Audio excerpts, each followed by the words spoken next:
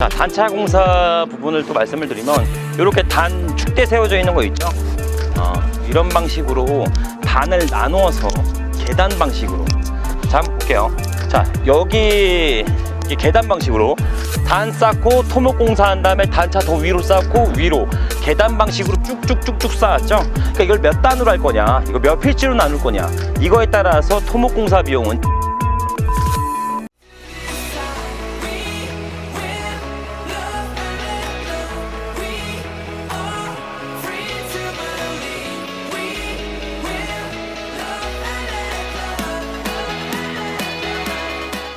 자, 반갑습니다. 대장 김상준입니다. 오늘은 경기도 남양주에 있는 임야가 4억 원대의 경매에 나왔습니다. 하지만 해당 경매 물건은 유찰되지 않는 감정가 상태에서 129명이나 입찰을 참여하고 낙찰가 또한 40억 원으로 상상하지도 못할 만큼 높은 금액으로 낙찰이 되었습니다. 그래서 제가 해당 토지가 왜 129명이나 참여하여 감정가 대비 약 10배나 높은 40억 원의 낙찰이 되었는지 바로 확인해 보도록 하겠습니다. 우선 통상 임야라고 부르는 토지는 산림 및 원야를 이루고 있는 수림지, 중림지, 암석지, 자갈땅, 모래땅 등을 의미합니다. 그냥 숲이 구성되어 있는 토지구나 생각하셔도 됩니다. 그럼 임야는 건축행위를 못하는 토지냐? 이럴 수 있는데요. 건축행위에 있어 지목은 전혀 상관없습니다. 즉 대지나 공장용지 등으로 용도를 변경하여 언제든지 건축이 가능하다는 이야기죠. 다만 건축행위에 있어 가장 중요한 것은 도로입니다. 즉 진출입이 가능한 4m 도로가 붙어 있어야지만 건축행위가 가능하다는 점 꼭 인지하셨으면 좋겠습니다. 단 상위 용도로 변경할 때는 개발 및 형질 변경에 등의 절차가 선행되어야 된다는 점 인지하셨으면 좋겠습니다. 통상 임야를 구입하는 루트 중에 하나는 기획부동산에서 가장 많이 구입하게 됩니다. 자, 기획부동산에서 경매로 맹지나 그린벨트로 묶여있는 임야를 저렴하게 낙찰받고 해당 임야를 분할 구매하는 방식으로 진행하게 되죠. 제안할 때도 제법 그럴싸합니다.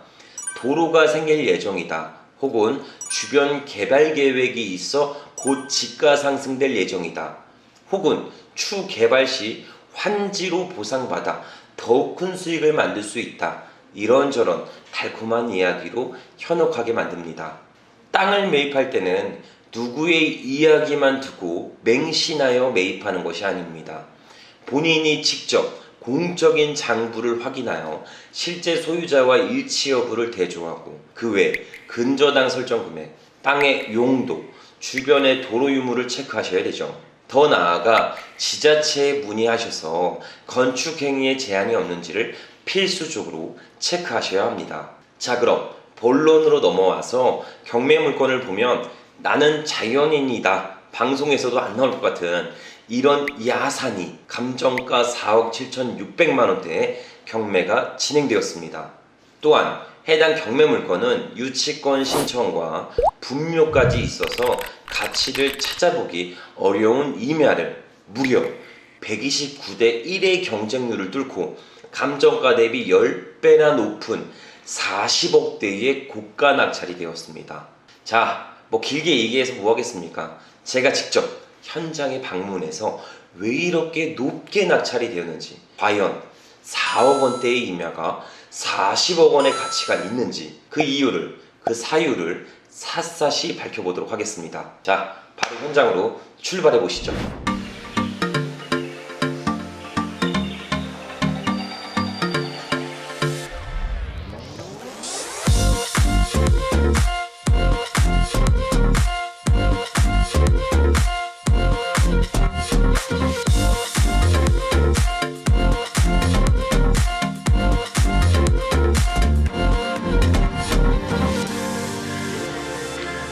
자, 물건지에 도착했습니다. 자, 해당 물건은 우선 중보전 산지이고 여기 보시면 6m 도로와 바로 접해 있습니다. 주변에는 3기 신도시로 지정된 왕숙지구도 바로 붙어 있죠. 해당 필지 주변으로는 공장 부지가 전체 안고 있어요. 여기 한번 좀 보여주세요. 이쪽에 보시면 쭉 다 장부지거든요. 공장 용지 부지로 가득 둘러싸여 있습니다. 자, 우선 물건에 대해서 자세한 스펙 사항들 전달드려 보도록 하겠습니다. 해당 경매 물건의 토지 면적은 3,131평이며 감정가 4억 7,637만원부터 100%부터 시작하는 물건이었습니다. 해당 물건은 공유물 분할에 의한 형식적인 경매로 취하되는 일은 없었겠죠. 해당 물건은 1회차 때 입찰 인원 129명이나 들어오면서 감정가 대비 약 843%나 높은 40억에 낙찰이 되었습니다. 이 정도 낙찰되시면 경락잔금 대출은 실행되지 않습니다. 아마 현금으로 매입하시는 분 같습니다. 자, 그럼 해당 토지의 시세를 한번 확인해 보시죠. 주변 토지의 시세는 평당 200만원 정도로 형성되어 있습니다. 그 외에 주변 공장 용지는 평당 400만원대의 매매가 나오고도 있죠.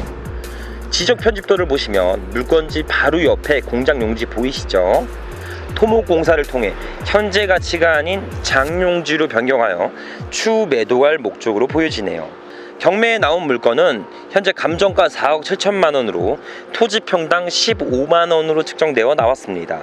하지만 이번 낙찰가는 40억으로 평당 130만원 정도로 예상했던 것 같습니다. 즉 최초의 이 감정가 4억인데 40억까지 낙찰하셨던 분은 주변의 공장 용지가 평당 한 3,400선으로 형성되어 있어서 이것을 노리고 추후 임야를 매입해서 토목공사를 통해 주변의 공장 용지와 비슷한 매도 가격으로 추후에 전략을 잡아서 입찰하신 것 같습니다. 즉 이분의 입찰가 평당 130만원 정도, 만약에 토목공사를 통해 평당 200만원까지 소요가 된다면 추후에 평당 300만원, 400만원 주변에 공장 용지가 그렇게 형성되어 있으니까 이렇게 매도를 해서 추후 시세 차익을 도모하렸던 것 같습니다. 천천히 해당 임야가 좀 가치가 있는지 한번 살펴보도록 할게요. 자, 우선 임야를 살펴보기 전에 가장 중요한 건 경사도입니다. 지자체마다 인허가가 조금씩 다르기 때문에 특정해서 확정져서 경사도를 말하기는 어렵지만 통상 25도 이하는 건축행위가 가능합니다. 무조건 25도를 기준으로 하지 마시고요. 관할 지자체 조례별로 좀 다르니까 추후 건축사무소, 설계사무소를 통해 다시 한번 확인해 보셔야 합니다. 육안상으로 살펴볼 때는 경사도가 그렇게 심하진 않아서 건축행위에 있어 큰 지장을 주지 않을 것 같네요. 자, 한번 경사도 한번 보여주세요, 실장님. 이쪽에 보시면 이 정도 경사도인데 바로 옆에 장용지 보이시죠? 장용지도 이 정도 경사도까지는 건축행위가 전부 다 가능합니다. 그러니까 크게 어렵지는 않을 것 같다라고는 보여집니다. 그 다음으로는 단차 공사가 중요합니다. 토사가 흐르지 않는 것도 중요하고 그 외 필지를 구분하기 위해서 단차 공사도 진행합니다. 이 토사가 흘러내리지 않는 것도 막으면서 필지 구분을 통해 단을 쌓는 공사를 이야기합니다. 다르게 이야기하면 축대 시공이라고도 불러요. 단차 공사를 몇 단으로 할 것인가가 관건인데 통상 경사도에 따라 계단 방식으로 축대를 세우기도 합니다. 추후에 여기 보시면 제가 한번 왔다 갔는데 여기 장용지 쪽에 축대 공사와 단 공사를 잘 한 곳이 있어요. 그래서 그걸 한번 보여드리도록 하겠습니다. 그 다음으로 중요한 게 배수로 공사입니다. 동그란 시멘트 우수관을 만들어서 배수로를 확보하셔야 됩니다. 때로는 오수관과 상수도관을 같이 묶기도 해요. 만약에 이렇게 오수관이나 배수관을 확보하기 위해서 되어 있는지를 보려면 맨홀이 좀 있어야 되는데 해당 부분은 전혀 없어 보이죠? 야산이라. 자, 마지막으로는 평탄화 작업을 진행하셔야 됩니다. 그냥 시멘트 깐다고 생각하시면 돼요. 이런 전체적인 공정, 즉 배수관 작업, 평탄화 작업, 경사도 작업, 이런 전체 공정을 통틀어서 토목공사를 한다라고 이야기도 합니다. 통상 토목공사의 경우는 평당 20만원에서 많게는 50만원, 100만원 사이도 지출이 됩니다. 자, 이 정도의 공정을 좀 기억해 놓고 임야를 본 다음에 개발 행위 여부와 인허가에 대한 세금, 그리고 각종 토목공사 비용 합해준 다음에 매도가를 선정하면 최종 입찰가까지 선정할 수 있겠죠. 즉 완제품 되는 걸 사는 게 아니기 때문에 자체 생산부터 조립까지 완료되었을 때의 수익률을 기반으로 경매 입찰가를 선정하시면 됩니다. 자, 우선 좀 올라가 보면서 얘기를 할게요. 근데 여기 도로가 비포장이나 여기가 등산 코스가 아니에요. 인도가 없습니다. 좀 산을 헤집으면서 넘어가도록 할게요. 자, 해당 필지의 계획 현황은 준보전 산지입니다. 여기 밑에 보세요. 밤나무들이 밤이 엄청 떨어져 있습니다. 아까 정상적인 진입로가 있었는데 그쪽에 제 한 몸 반만한 진돗개가 여러 마리가 있었어요. 그래서 목줄이 풀려 있는 상태라 아까 전에 가다가 우리 김 실장님은 그대로 강아지들의 장난감이 될 뻔했다.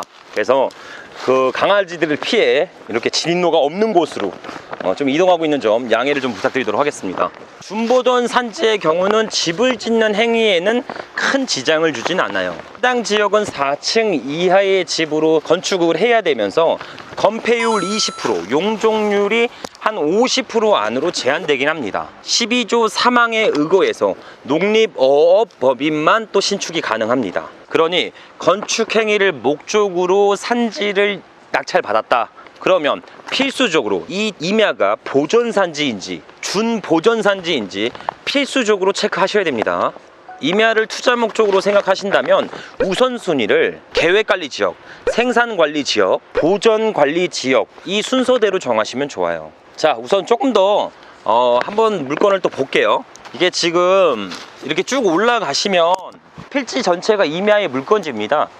물건지인데 제가 아까 말씀드렸죠. 진입로에는 제 몸통 반만한 진돗개들이 여러 마리가 있어요. 여러 마리가 있고 중요한 건 목줄이 묶여 있지 않습니다. 아까 잠시 유튜버를 그만할 뻔했어요. 우리 대장TV 영상을 전달 못 드릴 뻔했습니다.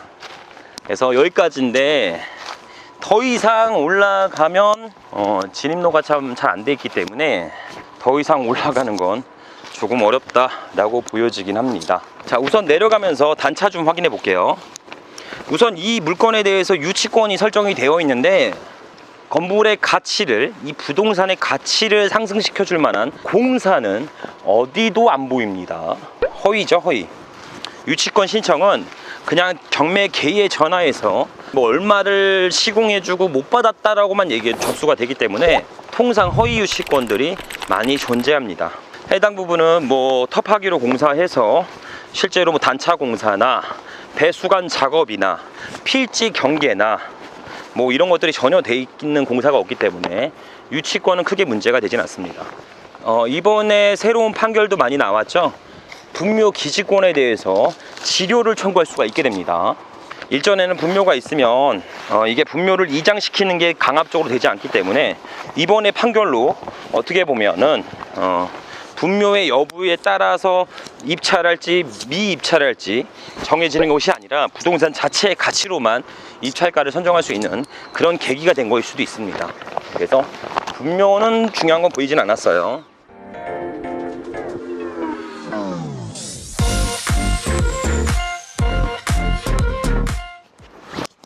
자, 이 위쪽으로 이게 단 공사를 통해 실제로 장용지로 충분히 사용이 가능해요. 여기서부터 펜슬이 둘러져 있죠. 이쪽까지도 경매 물건지에 해당합니다. 자, 이쪽으로 이렇게 단차가 이렇게 있어요. 한 경사도는 저기 위에서 바라보는 경사도 정도입니다. 이게 진입로인데 아까 전에 저희가 일로 이렇게 진입을 했었거든요. 진입을 했었는데 그 목줄 풀린 몸통만한 게 두 마리가 뛰어와서 빠르게 도망갔습니다. 그래서 진학을 가고 어이 깜짝이야, 뱀이 있어요. 뱀. 야, 뱀이 여기 나와 있어. 야, 완전 야산이야, 야산. 동물원에 보던 뱀이 있네. 어이 깜짝이야. 단차도 한번 보여드릴게요. 제가 가서 계단 방식으로 축대 세운 단차 부분에 대해서 한번 보여드리고 했으니까 이쪽 공장 부지가 이게 계단 방식으로 이렇게 단차를 많이 쌓아놨거든요. 이걸 한번 보고 그쪽에서 경사도도 한번 체크해 보도록 하겠습니다. 자, 단차 공사 부분을 또 말씀을 드리면 이렇게 단 축대 세워져 있는 거 있죠.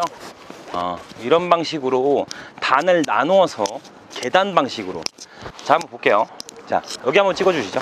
자, 여기 계단 방식으로 단 쌓고 토목공사 한 다음에 단차 더 위로 쌓고 위로 계단 방식으로 쭉쭉쭉쭉 쌓았죠. 그러니까 이걸 몇 단으로 할 거냐, 이거 몇 필지로 나눌 거냐, 이거에 따라서 토목공사 비용은 차등으로 지급될 예정입니다. 그래서 요것도 결정하는 게 순서겠죠. 경사도 부분, 자 경사도 부분은 이 정도라고 보시면 돼요. 자, 한 여기서 한 요 정도, 생각보다 조금 높긴 한데 토목공사를 절절하게 진행을 해서 건축행위 하는 거는 크게 무리되지는 않을 것 같긴 합니다. 근데 뭐 중장기적으로 좀 보셔야 될 것 같긴 해요. 요 정도 단차입니다. 요 정도라고 보시면 될 것 같습니다. 자, 이렇게 감정가 4억 원 대비 낙찰가를 막 40억까지 받은 임야를 전체적으로 임장하였습니다. 임장을 하면서 강아지한테 물려 죽을 뻔하고 뱀한테 또 물릴 뻔하고 아주 난리도 아니었죠. 이렇게 스펙타클한 임장 영상 대장TV에서만 오직 제공해 드리고 있습니다.